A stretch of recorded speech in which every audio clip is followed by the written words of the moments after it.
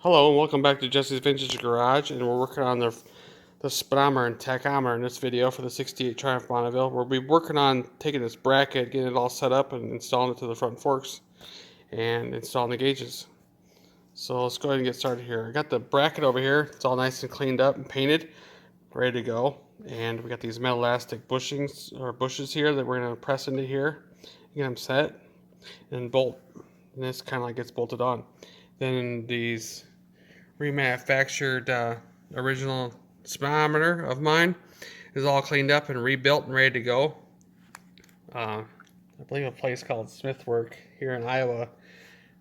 That's what it's called. They did these, and here's the tach.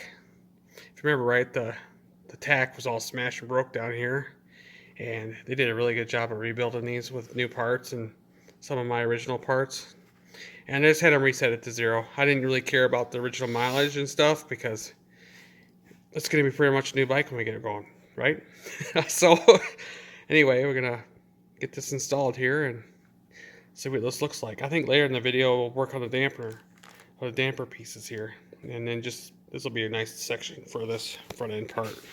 I think these just get pushed in. I think you can do them by hand. I'm not, yeah, look at there. Right. Yep. And there we go. And then just sit there. And then when this gets threaded to the top triple tree, it pulls down a little bit and it might smash the rubber a little bit more to where it stabilizes it so it doesn't come out. I'll have to. We got the bracket installed here and it just lines up just right. This notch up here clears the toggle switch like it's supposed to.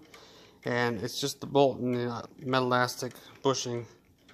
There's no washer between there, but we're tightening it down right now.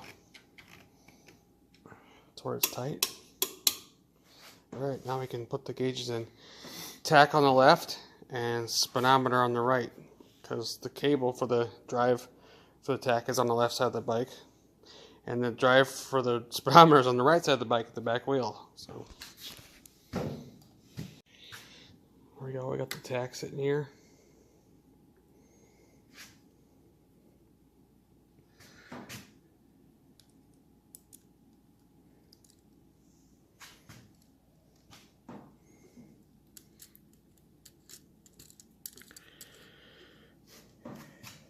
Just a lock washer and a little nut.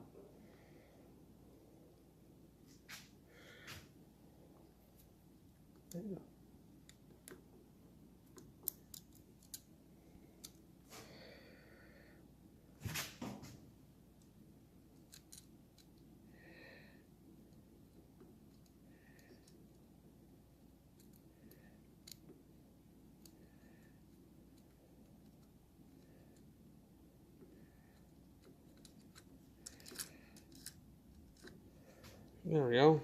Well, it gets a flat washer, lock washer, and a nut. I thought that was what it was. Yep.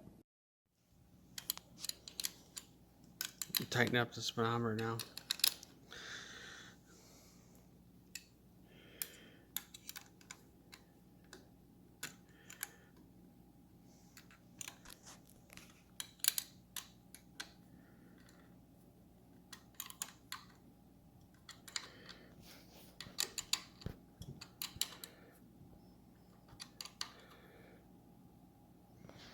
There we are. Before we get too carried away with everything else here, we're going to put fluid in. I know we haven't done that yet. Probably could have done that before we put the gauges on. But these front fork tubes take 190 cc's of fluid per. We're going to do that right now. There's all kinds of different fork coils out there for different viscosities and dampening and all that stuff. But we're just going to run regular ATF, automatic transmission fluid through it. So, which will be all right for us here in Iowa. So I mean, it doesn't matter if it's.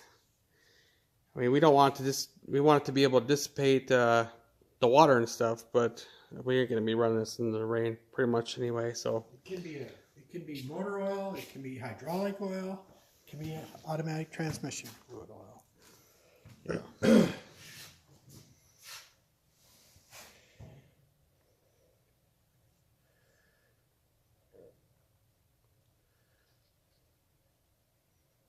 did double check the drain plugs before we started pouring, so make sure you do that.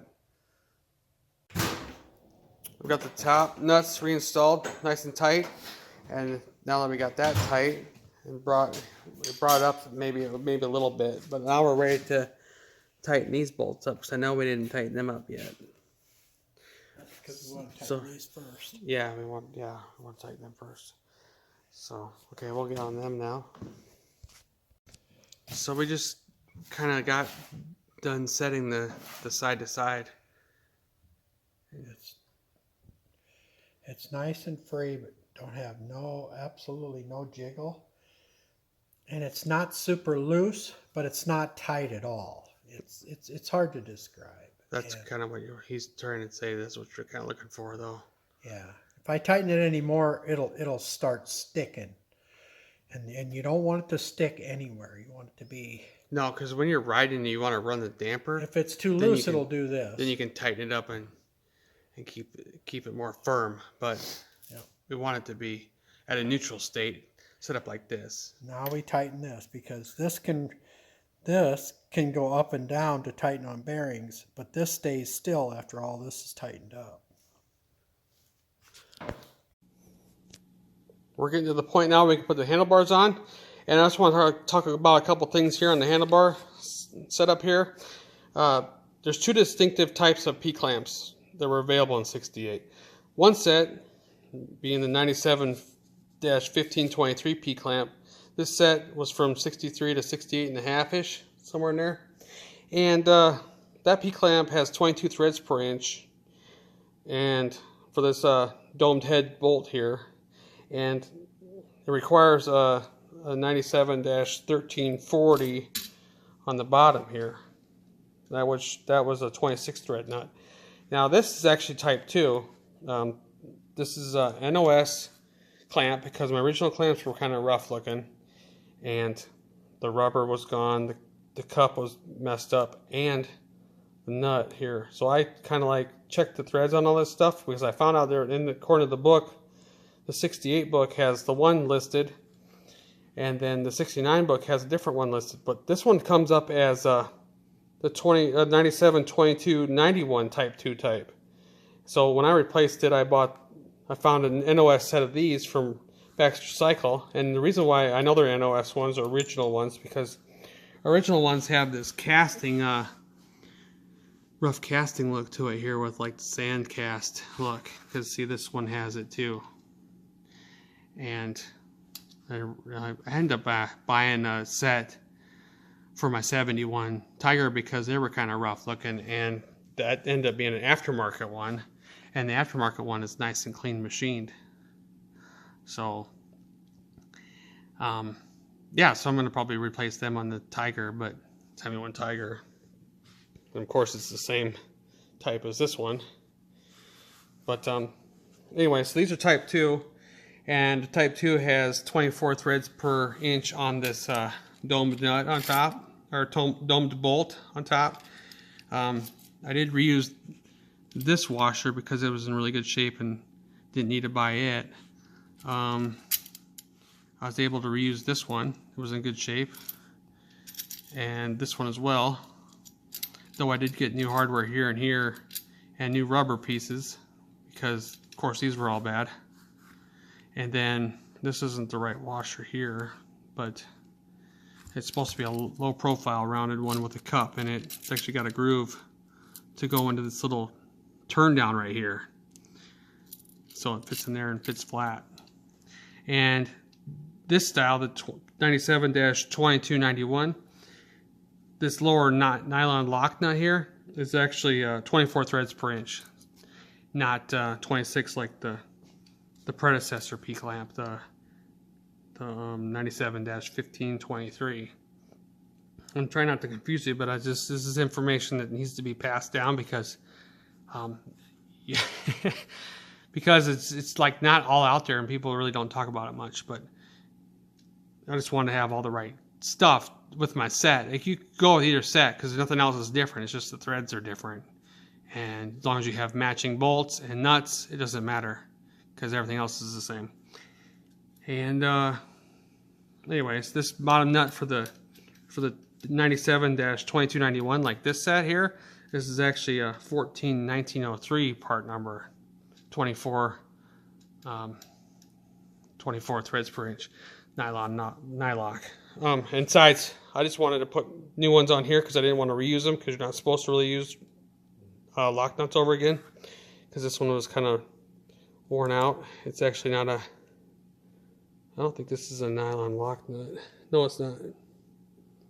Or yeah, it is. It's just all tore up in there. It'll never be able to lock. It's hard to see it there.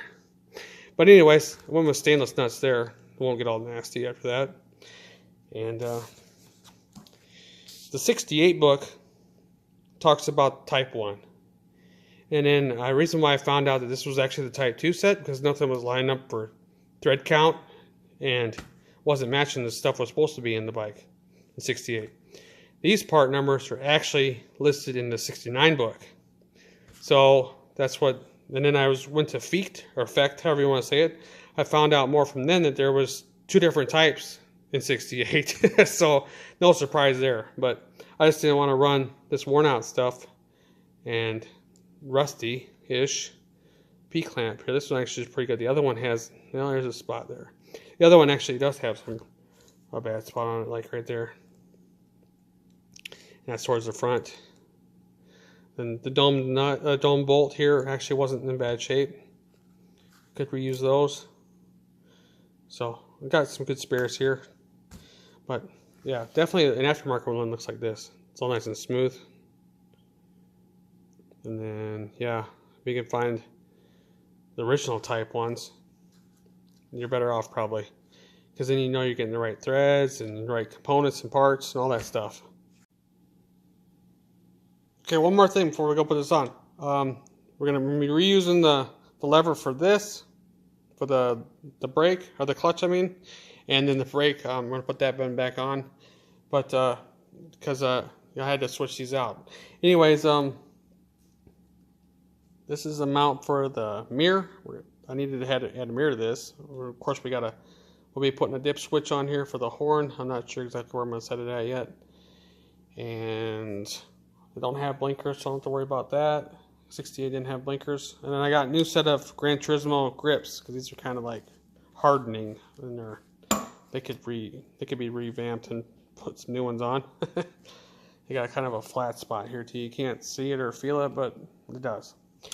And yeah, otherwise this was in really good shape. Otherwise, everywhere else, the bar is in pretty good shape. Otherwise, I believe this is standard bar for a American Bonneville, anyways, a Western Bonneville. Here we are. We got the handlebar mounted to the bike now, and it's ready to go. We have it kind of in the right position that I wanted in, and it's nice and solid on here.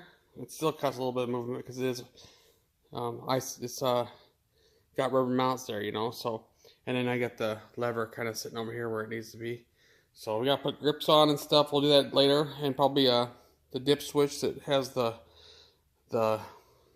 high and low beam indicator or switch, and it has the horn button. We'll be putting that on here. This bike didn't have nothing like that when I got it, but yeah, it's pretty good. And it's all mounted up nice.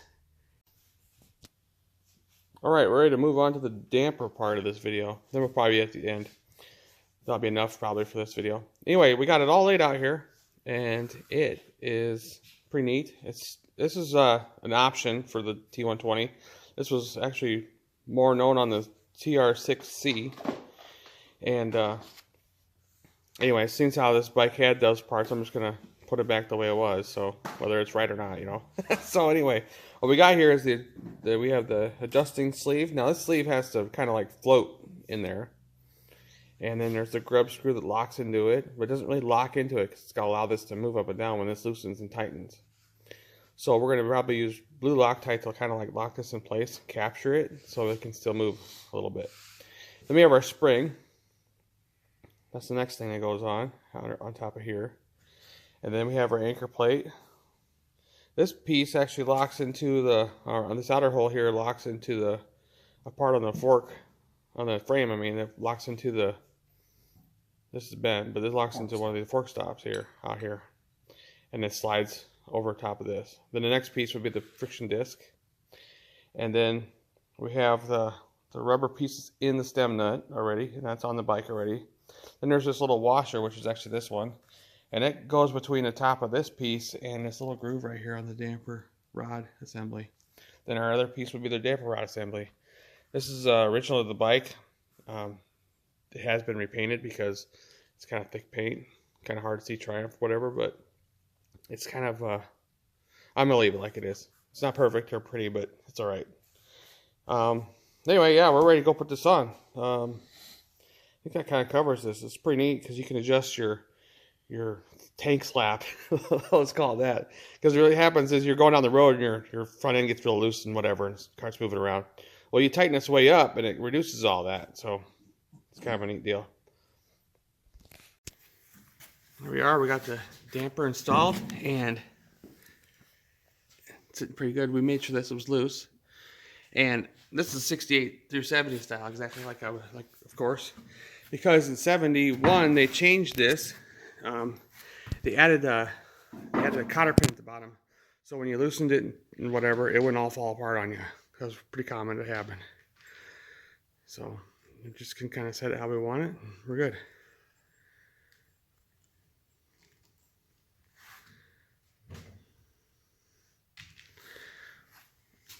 Yeah, kind of like that.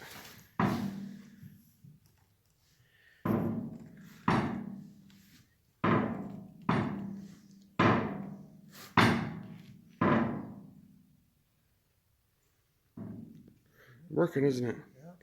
All right, well, I hope you enjoyed everything on this whole front end. I think we're ready to move on to something else now. So we'll see you again soon.